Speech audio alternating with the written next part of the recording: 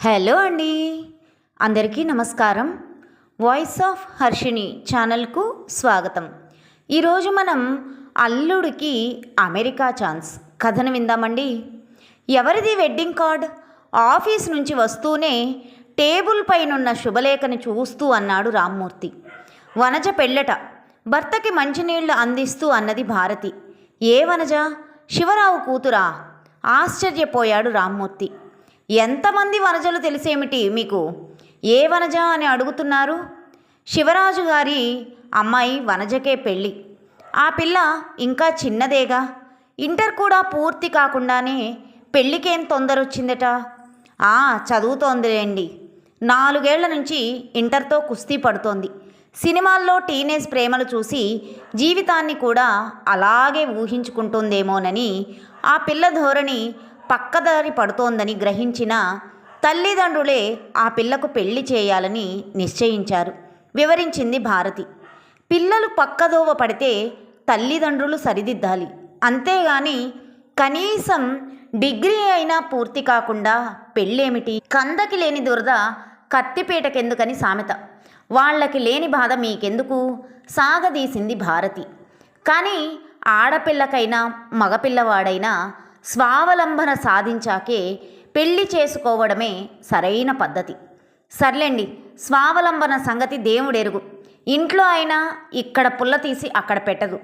ఎంతసేపు నీట్గా డ్రెస్ చేసుకొని ఫ్రెండ్స్తో కాలక్షేపం చేయడం, పత్రికల్లో బ్యూటీ టిప్స్ చదివి ఫాలో అవ్వడం, పెళ్లి చూపుల కోసమని బ్యూటీ క్లినిక్కి వెళ్ళి ఫేషియల్ చేయించుకొచ్చిందట. ఆ తల్లిదండ్రులైనా ఒక్కతే పిల్ల కదా అని గారం చేశారు బాగా. ఒక్కతే కూతురు కదా అని తాహతకు మించిందైనా సరే పెద్ద సంబంధం కుదుర్చుకున్నారు. అబ్బాయి కంప్యూటర్ ఇంజనీరుట. పూర్తి డీటెయిల్స్ ఇచ్చింది భారతి. పెళ్లి చేసుకోవడానికి శరీరానికే కాదు, మనసుకు కూడా పరిపక్వత ఉండాలి. జీవితంలో స్థిరపడిన స్త్రీ ఆ జీవితాన్ని తనకిష్టమైన రీతిలో మలుచుకోగలదు.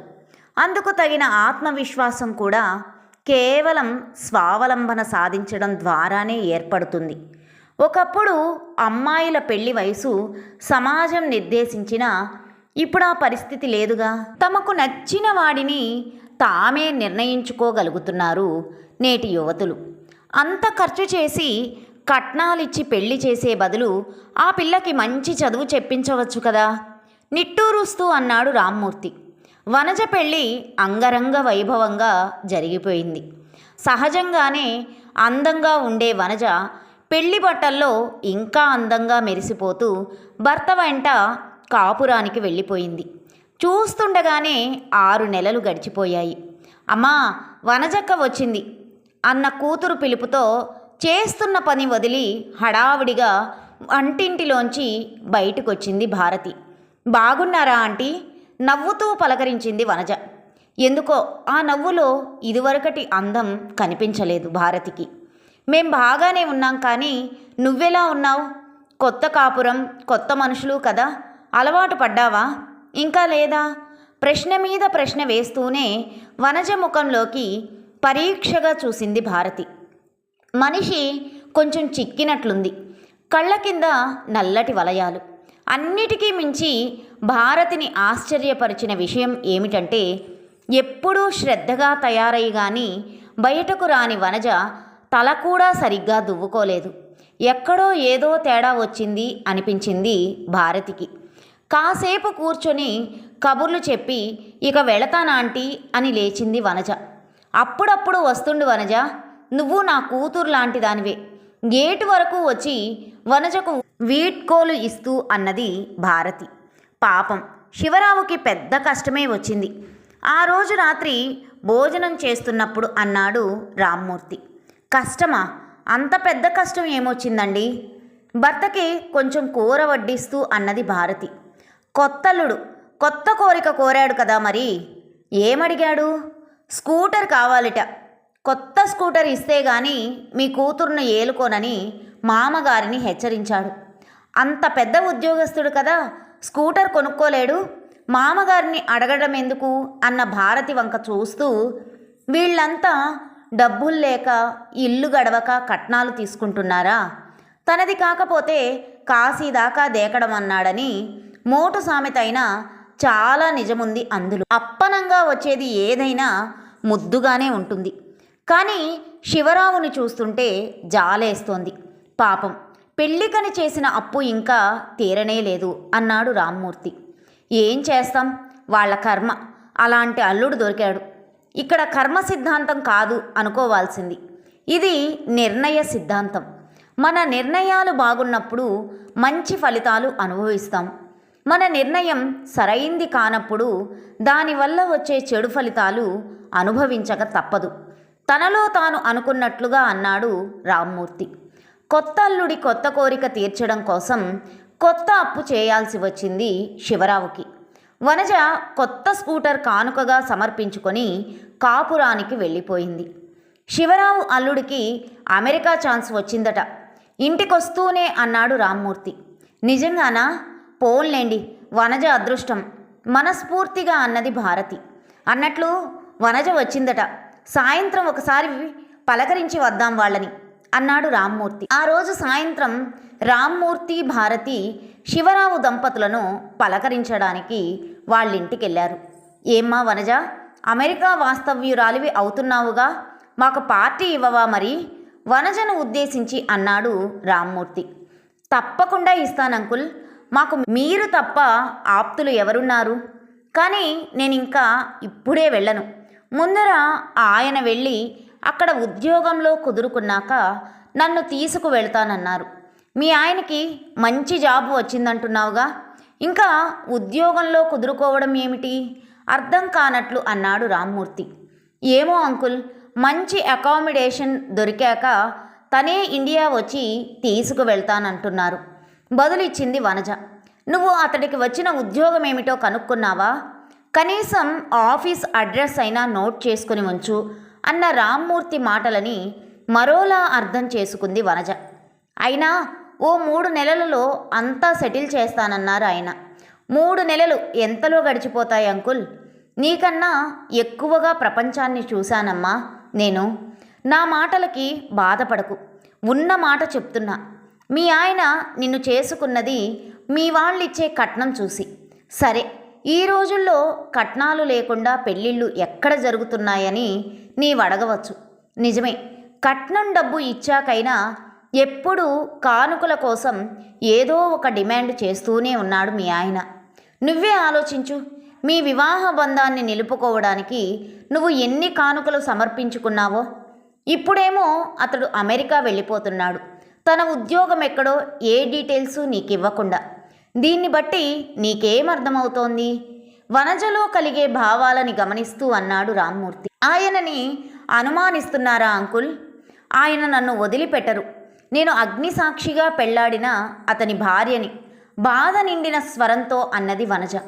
భార్యాభర్తల మధ్య ఉండాల్సింది నమ్మకం. కానీ డబ్బు వ్యామోహం నమ్మకాన్ని మింగేసినప్పుడు కట్టుకున్న భర్తనైనా అనుమానించాల్సి వస్తుంది. ఈ మధ్య పేపర్లో వార్తలు చదవలేదు? భార్యని ఇండియాలో వదిలేసి అమెరికాలో సెటిల్ అయ్యి అక్కడే ఇంకొక పెళ్లి చేసుకున్న వాళ్ళని. వాళ్ళందరూ ఇక్కడ అగ్నిసాక్షిగానే పెళ్లి చేసుకున్నారు. మనస్సాక్షి లేని వారికి అగ్నిసాక్షి అంటే నమ్మకం ఉంటుందా? నన్నేం చేయమంటారు అంకుల్? కనీసం అతని ఉద్యోగ వివరాలు, అడ్రస్సు నోట్ చేసుకో తలూపింది వనజ.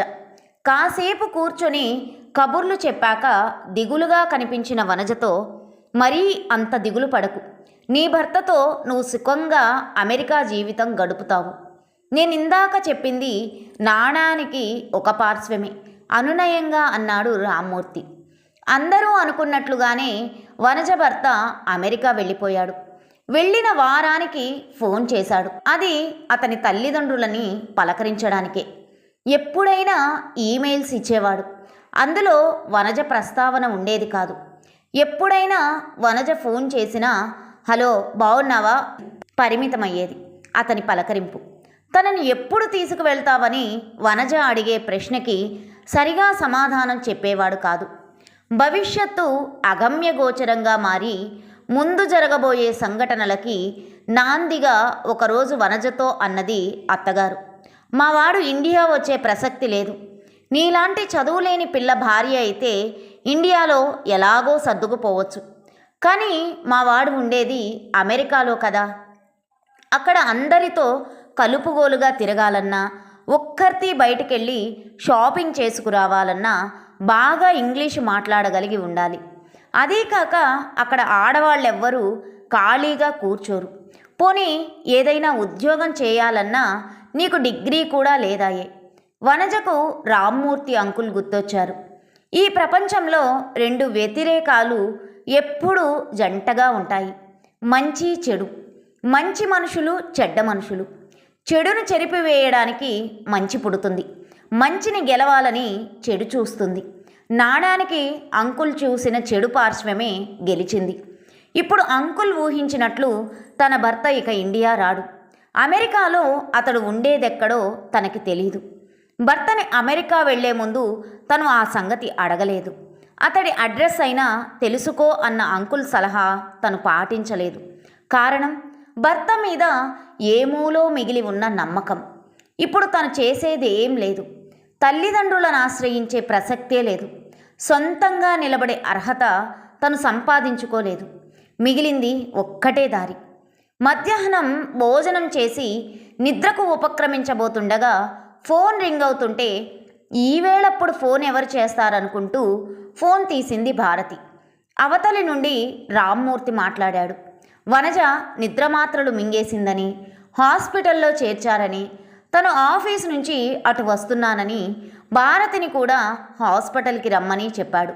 అదిరిపడింది భారతి. నిద్రబద్ధకం వదిలిపోయింది. 5 నిమిషాల్లో ఇంటికి తాళం వేసి బయలుదేరింది. హాస్పిటల్ వెయిటింగ్ హాల్లో ఎదురయ్యారు శివరావు దంపతులు. రాత్రి నిద్రలేక కొంత, టెన్షన్ వలన కొంత ఇద్దరి ముఖాలు పీక్కుపోయి ఉన్నాయి. ఏ క్షణాన కూతురు పెళ్లి చేశామో గాని ఆ క్షణం నుంచి ఒక్కరోజు కూడా సంతోషంగా గడపలేదు మేము. దశమ గ్రహంలా అడుగుపెట్టాడు అల్లుడు. బోరు మంది వనజ తల్లి. బాధపడకండి, ఇంతకీ ఏమైంది? ఆతృతగా అడిగింది భారతి. ఏం చెప్పమంటావమ్మా? మా అల్లుడు అమెరికాలోనే ఎవరో పిల్లని పెళ్లి చేసుకొని సెటిల్ అయిపోయాడట. తన భర్త వచ్చి తనను తీసుకువెళతాడని ఎదురు చూస్తున్న నా చిట్టి తల్లి ఈ ఘోరం తట్టుకోలేకపోయింది. వనజ తల్లిని ఓదార్చడం ఎవరి తరం కావట్లేదు. రామ్మూర్తికి ఆశ్చర్యం అనిపించలేదు ఈ సంగతి విన్నాక. కానీ వనజ ఆత్మహత్యాయత్నమే అతడికి బాధ కలిగించింది. వనజకి అప్పుడే స్పృహ వచ్చిందని చెప్పింది నర్సు. కళ్ళు తెరుస్తూనే నేనెందుకు బ్రతకాలి అంకుల్, కళ్ళనీళ్లతో అన్నది వనజ. ఇలాంటి ప్రశ్నే పాజిటివ్గా వేసుకో. నేనెందుకు చావాలి అని ప్రశ్నించుకో. అప్పుడు నీ జీవితంలో ప్రశ్నార్థకాలే ఉండవు. నీకు నిషా శర్మ పేరు గుర్తుందా? కట్న కానుకల కోసం పెళ్లికి ముందు నుంచే డిమాండ్ చేస్తున్న తనకు కాబోయే భర్తని, అతని తల్లిదండ్రులని ధైర్యంగా చట్టానికి అప్పగించింది. ఎందరికో స్ఫూర్తిగా నిలిచింది. నీ జీవితం, ఆ జీవితాన్ని నీవు ఎదుర్కొన్న వైనం ఇంకొకరికి స్ఫూర్తినివ్వాలి కానీ కృంగదీయకూడదు. ఈ జీవితం నీకు విసిరిన సవాల్ని ధైర్యంగా ఎదుర్కో. కానీ నాకేం అర్హత ఉంది బ్రతకడానికి? కనీసం నన్ను నేను కూడా పోషించుకోలేను. అందుకని చావాలనుకుంటున్నావా? నీ ప్రాణం నీ ఇష్టం. కానీ నిన్నే ప్రాణంగా చూసుకునే నీ తల్లిదండ్రులని బాధ పెట్టే హక్కు నీకు లేదు. నీకు చదువు లేదు కదా అని అనుకోకు. నువ్వు చదువు మీద దృష్టి పెట్టలేదు కాబట్టి చదువుకోలేదు అనుకో. ఆ ప్రయత్నం ఇకనైనా మొదలుపెట్టు. ఇట్ ఈస్ టూ లేట్ అనుకోకు. లేట్గా మొదలుపెట్టి విజయం సాధించిన వారెందరో ఉన్నారు. పిరికిదానిలా నీ ప్రాణం తీసుకోవడం వలన నీ భర్త లాంటి మోసగాళ్లకి వచ్చే నష్టమేం లేదు. నువ్వు చేయాల్సిందల్లా తను చేసిన మోసానికి నీ భర్త సిగ్గుతో తల వంచుకునేలా చేయడం. అందుకు నేనేం చేయాలి? చట్టాలున్నాయి, పోలీసులున్నారు. నీకు మోరల్ సపోర్ట్ ఇవ్వడానికి మేమున్నాము అన్నాడు రామ్మూర్తి. మీరు చెప్పింది ఆచరిస్తాను అంకుల్. నా భర్త లాంటి మోసగాడికి గుణపాఠం నేర్పుతాను. ఇంతకింత అనుభవించేలా చేస్తాను. ఆత్మవిశ్వాసం కళ్ళల్లో ప్రతిఫలిస్తుండగా అంది వనజ. ఆ కళ్ళే చెబుతున్నాయి, ఇప్పుడు ఆమె గమ్యం ఏమిటో. కథ సమాప్తం. ఈ కథ మీకు నచ్చినట్లయితే లైక్ చేయండి, షేర్ చేయండి, కామెంట్ చేయండి. నా ఛానల్ను సబ్స్క్రైబ్ చేసుకొని నన్ను ఎంకరేజ్ చేయండి. ఉంటానండి.